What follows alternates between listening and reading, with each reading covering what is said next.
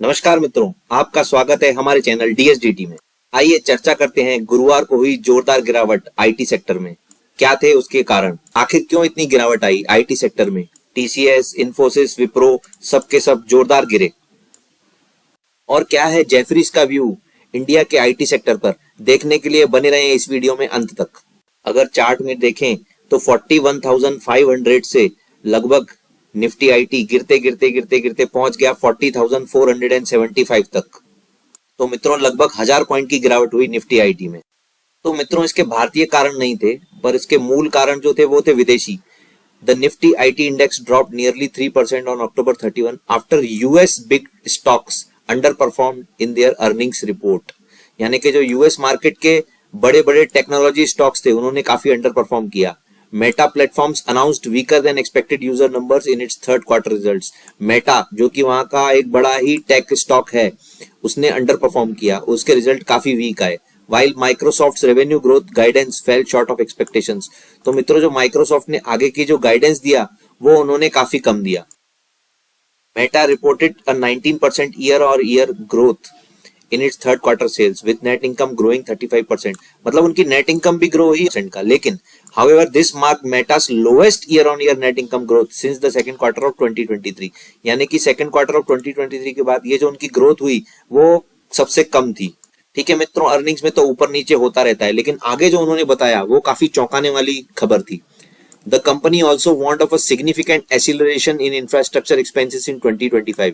यानी जो उनकी आशंका है वो ऐसी है कि 2025 में जो उनके इंफ्रास्ट्रक्चर के ऊपर खर्चे होने वाले हैं वो काफी बढ़ने वाले हैं। Meta reported 3.29 billion daily active users, up 5% over on year, but slightly below analyst expectations। यानी जो उनके यूजर्स हैं वो भी बड़े हैं, बट एनालिस्ट की एक्सपेक्टेशन से कम है। Meanwhile, Microsoft beat earnings and revenue estimate for its fiscal first quarter but forecasted slower growth than anticipated। Microsoft ने earnings को बीट किया, लेकिन आगे का जो फोरकास्ट है उन्होंने उसमें ग्रोथ काफी स्लो डाउन किया। और कारणों की बात करें तो even though Microsoft reported healthy Q3 numbers, it signaled that big artificial intelligence investment were not enough to keep pace with capacity constraint at its data centers। यानी कि जो भी वो खर्चा अभी कर रहे हैं वो काफी नहीं है उनके डेटा सेंटर्स के लिए, जिसके ऊपर उन्हें और अधिक खर्चा करना पड़ेगा। Brett Iverson, Microsoft Vice President of Investor Relations, reiterated that Microsoft will not be able to address AI capacity constraints until the second half of its fiscal year।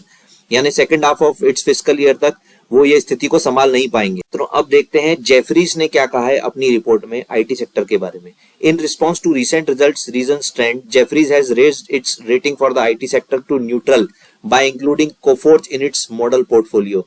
यानी जो जेफरीज की पहले की रेटिंग थी आईटी सेक्टर के ऊपर, उन्होंने उसको इंक्रीज कर दिया है। अब उन्होंने उसकी रेटिंग कर दी है न्यूट्रल, यानी आईटी सेक्टर्स की जो रेटिंग है वो जेफरीज ने बढ़ा दी है, और उन्होंने कोफोर्ज स्टॉक को अपने मॉडल पोर्टफोलियो में इंक्लूड किया है। इन्हीं सब कारणों मेटा, माइक्रोसॉफ्ट, इनका प्रभाव पड़ा इंडिया के आईटी सेक्टर पर, जिसकी वजह से स्टॉक्स गिरे और उनका इफेक्ट हुआ निफ्टी आईटी के ऊपर। तो मित्रों ये थे कुछ कारण आईटी सेक्टर के गिरने के, लेकिन जेफरीज ने आशा भी बनाई है, उन्होंने रेटिंग भी इंक्रीज की है आईटी सेक्टर की। तो मित्रों आपको हमारी जानकारी कैसी लगी, आपको हमारा वीडियो कैसा लगा? अगर अच्छा लगा तो उसको लाइक करें, कमेंट करें, शेयर करें और हमारे चैनल को सब्सक्राइब करें। धन्यवाद।